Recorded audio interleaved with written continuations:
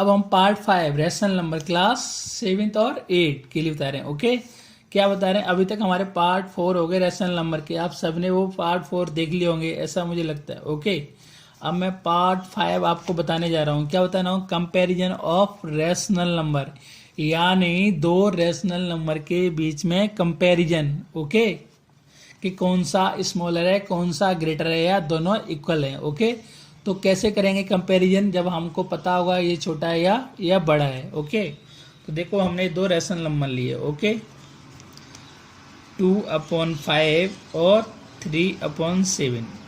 तो आपके कैसे क्वेश्चन आएगा? 2/5 क्वेश्चन ऐसे देखा होगा, बीच में एक वो खाली बॉक्स बना होगा। ओके, और 3/7 इसमें एक ऐसे नंबर आपको ऐसे करना पड़ेगा, या फिर आपको ऐसे भी करना पड़ सकता है, या इक्वल का निशान भी लगाना पड़ सकता है।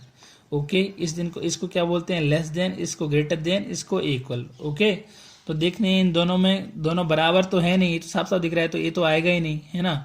अब इन दोनों में चेक करना है। कैसे चेक करेंगे? हमको पता होना चाहिए कौन सा बड़ा है।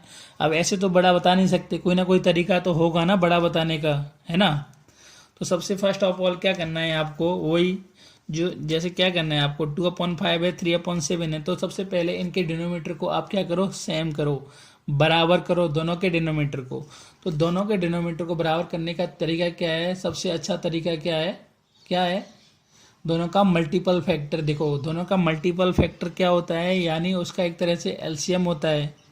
ओके, क्या होता है? एक तरह से एलसीएम ही होता है। ओके, तो देखो 5 और 7 का एलसीएम कितना आ जाएगा? 35। तो 2/5। अब दोनों को, इसके डिनोमीटर को 35 बनाना है, तो किससे मल्टीप्लाई करना पड़ेगा? बोलो बोलो। हाँ, आप सही बोल रहे हो। किससे? 7 से मल्टीप्लाई करना पड़ेगा। 7 से डिनोमीटर में करोगे तो 7 से आपको न्यूमरेटर में भी करना पड़ेगा। Okay, right. तो कितना हो गया? 14/35। ओके, अब देखो, अब इसको भी करना पड़ेगा, 3/7 को भी। तो इसको किससे मल्टीप्लाई, इसका जो 7 है उसको किससे मल्टीप्लाई करने का? 35 बनाने के लिए कितने करना पड़ेगा? हाँ, 5 से। वेरी गुड, सही आंसर है आपका। किससे करना पड़ेगा? 5 से। तो 15/35। ओके, अब देखो आपको पता चल गया आसानी से कि कौन सा 15 किसका था। 15, अब देखो दोनों के डिनोमीटर सेम है, तो जिसका न्यूमरेटर बड़ा होगा वही बड़ा होगा। तो देखो 2/5 की वैल्यू है 14/35। देखो यहाँ पर एक इसकी वैल्यू आई है 14/35, और इसकी वैल्यू कितनी है? 15/35। ओके, तो बड़ा कौन सा है? ये वाला। जिस तरफ बड़ा होता है उसकी तरफ ऐसे निशान बनाते हैं। ओके, तो ये कौन सा निशान आ जाएगा? ये वाला। तो ये वाला। ओके, तो 2/5 लेस देन 3/7, यानी 2/5 कैसा है? लेस देन है 3/7 से। ओके, आ गया समझ में? एक और क्वेश्चन आपको बता देते हैं अच्छे से, एक बार और रिवीजन कराते हैं आपको कंपैरिजन करना है टू रैशनल नंबर के बीच में, और आपको बताना है कौन सा रैशनल नंबर ग्रेटर है, कौन सा स्मॉलर है। ओके, तो जैसे मेरे पास 2 नंबर थे, 2/5, 3/7। अब मुझे बताना था कि इनमें से कौन सा बड़ा है। तो क्वेश्चन में इस तरह से आता है, एक बॉक्स बना होता है और उसमें निशान नहीं होता, खाली होता है। उसमें बताना होता है कि ये वाला निशान, ये साइन है वो किस तरफ लगाना है, ये वाला लगाना है कि ये वाला आएगा। ओके, तो देखो पहले इन दोनों रैशनल नंबर के डिनोमीटर को सेम करते हैं। यानी सेम कैसे करेंगे? उनके मल्टीपल फैक्टर्स को देखते हैं कि उनका मल्टीपल फैक्टर क्या होगा। मल्टीपल फैक्टर एक तरह से किससे निकालते हैं? एलसीएम से निकालते हैं। दोनों का देखो डिनोमीटर का एलसीएम कितना आएगा? 35। तो 2/5 है ना, 5 में किसका मल्टीप्लाई करें कि वो 35 हो जाए? आपको पता है अच्छे से, किसका? 7 का मल्टीप्लाई करेंगे तो कितना हो जाएगा? 35। तो 7 का मल्टीप्लाई अगर डिनोमीटर में करेंगे तो आपको न्यूमरेटर में ही करना पड़ेगा। तो न्यूमरेटर में करोगे तो कितना आ जाएगा? 7 × 2 कितना हो गया? 14, और ये 7 × 5 कितना हो गया? 35। ऐसे ही 3/7 में 7 को क्या करना पड़ेगा? 35 में करना पड़ेगा। 35 में चेंज करने के लिए क्या करना है? 5 का मल्टीप्लाई करना पड़ेगा। तो 5 × 7 कितना हो गया? 35, और 3 × 5 कितना हो गया? 50। अब देखो दोनों के दोनों डिनोमीटर कैसे हो गए? सेम हो गए। हम आसानी से कंपैरिजन कर सकते हैं। अब जब दोनों डिनोमीटर सेम हो जाते हैं तो हम देखते हैं कि जो 3/5 वो क्या कहते हैं, जो न्यूमरेटर है, जो जिसका न्यूमरेटर बड़ा होगा वही नंबर क्या होगा? बड़ा होगा। और जिसकी तरफ साइन जो बड़ा होता है। अब देखो तो 2/5 की वैल्यू कितनी आई थी? 14/35, और 3/7 की 15/35। दोनों के डिनोमीटर सेम है, कोई टेंशन नहीं। अब देखो न्यूमरेटर किसका बड़ा है, तो न्यूमरेटर इसका बड़ा है, तो ये वाला ये आ जाएगा।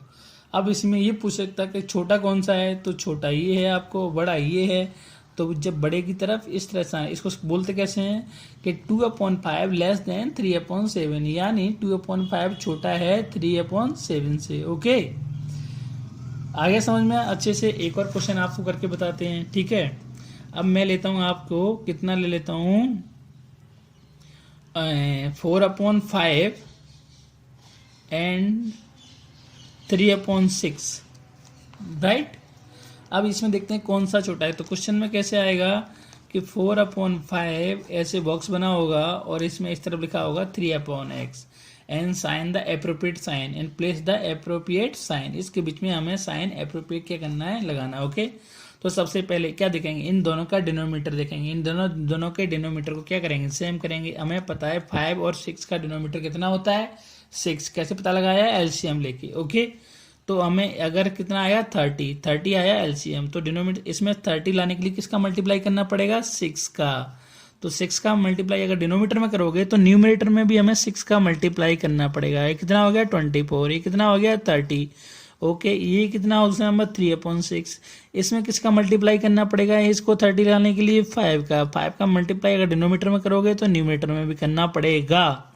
और न्यूमरेटर में कितना हो गया है 15 और ये कितना हो गया 30। अब दोनों की वैल्यू आ गई। इसकी वैल्यू कितनी हो गई 24/30 और इसकी वैल्यू कितनी हो गई 15/30। अब बताओ, दोनों के डिनोमीटर सेम है, जिसका न्यूमरेटर बड़ा होता है वो संख्या कैसी होती है, बड़ी होती है। तो उसकी तरफ साइन कैसा लगता है, इस तरह से। ये वाली संख्या बड़ी है तो इसको क्या बोलेंगे 4/5 ग्रेटर देन 3/6, यानी 4/5 बड़ा है 3/6 से। ओके, आ गया होगा अच्छे से समझ में, नहीं आया क्या, आ गया होगा ना। ओके, वेरी गुड, आ गया होगा, है ना। अब एक हम किसका देखते हैं, माइनस का और देख लेते हैं, ठीक है, उससे पता चल जाएगा आपको। एक लेते हैं, 2 माइनस के एग्जांपल में देखते हैं। माइनस, आपको ऐसे सिंपल तरीके से बोल दिया है कि -2 1/2 और 1/2, है ना। इन दोनों का कंपेरिजन करेंगे तो क्या आएगा, ऐसे -1/2, ये तो आपको सबको पता है। यहाँ बॉक्स लगाओ और इधर 1/2 हो, तो कौन सा बड़ा है, आपको पता है कि पॉजिटिव हमेशा बड़ा होता है नेगेटिव से, तो आप साइन ऐसे लगा दोगे। यानी -1/2 कैसा है, स्मॉलर, है ना, लेस देन +1/2, है ना, ये तो सबको पता है। अब दूसरा देखो, दोनों माइनस के हो तो कैसे चलेगा पता, तो देखो हम दोनों माइनस के लेते हैं। एक लेते हैं माइनस के 2/3 और दूसरा लेते हैं माइनस के 3/4। ओके, अब देखते हैं कौन सा छोटा है कौन सा बड़ा है। ओके, तो सबसे फर्स्ट ऑफ ऑल हम क्या करते हैं, उनके डिनोमीटर को सेम करते हैं। तो डिनोमीटर को 3 और 4 है का डिनोमीटर को सेम करने के लिए क्या, दोनों के मल्टीपल फैक्टर से क्या करते हैं, उनको मल्टीप्लाई करते हैं और आपको दोनों को सेम हो जाएंगे।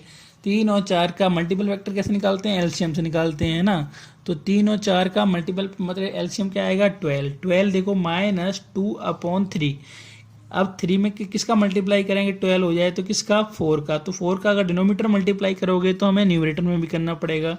तो ये हो गया -8 कितना 12। ओके, और दूसरे को देखो -3/4। इसके डिनोमीटर को 12 करने के लिए हमें किसका करना पड़ेगा, 3 का मल्टीप्लाई करना पड़ेगा। ये हो गया -9, ये कितना हो गया 12। ओके, कितना हो गया -8/12, है ना, और 9/12। तो देखो इसकी वैल्यू कितनी आई है, 1/2 की वैल्यू कितनी थी, नहीं सॉरी। अब यहाँ पर क्वेश्चन कैसे आएगा, -2/3 और बॉक्स लगा होगा और -3/4, राइट। अब इसमें इसकी वैल्यू कितनी आई है, -2 की -8/12। ओके, और इसकी वैल्यू कितनी है 9/12। Okay, right. यहाँ थोड़ा सा उल्टा है, आपको घबराने की जरूरत नहीं है। पर देखो, अब मैं पहले एक बार इसके नंबर लाइन ड्रॉ करता हूँ। आपको पता है कि नंबर लाइन ड्रॉ करेंगे तो 0 1 2 3 4, इधर 1 2 3 4। ओके, 1 2 3 4, इधर -1 -2 -3 और -4। ओके, आपको पता है कि -3 से कौन संख्या बड़ी है, -2। -2 से सबसे बड़ी कौन सी है, -1, यानी -1 is greatest integer, negative integer. Okay, तो यानी जो छोटा होता है वो माइनस में सबसे बड़ा होता है ना। जैसे -4 -3 में सबसे बड़ा से कौन है, -3, -2 -1 में कौन सा है सबसे बड़ा, -1 है। ऐसे ही यहाँ पर देखो, अब ये देखो डिनोमीटर दोनों के सेम है, ओके राइट, तो हमें कोई फर्क नहीं पड़ता। हमें अब ध्यान किससे करना है, न्यूमरेटर से, ओके।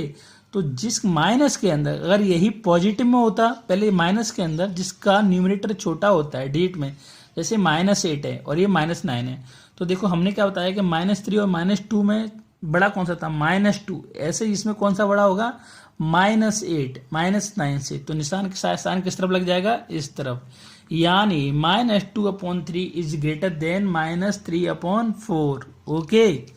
आगे समझ में कि नहीं आया? अगर यही प्लस में होता तो ये साइन इस तरफ चेंज हो जाता, है ना। आ गया होगा अच्छे समझ में, आ गया पक्का।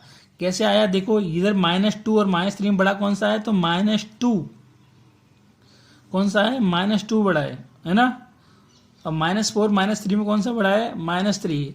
ऐसे ही -8 और -9 में कौन सा बड़ा है, -8, यानी -8 किसके अंदर आया है, इसके अंदर -9, तो -8, ओके। तो -2/3 ग्रेटर देन -3/4, ओके।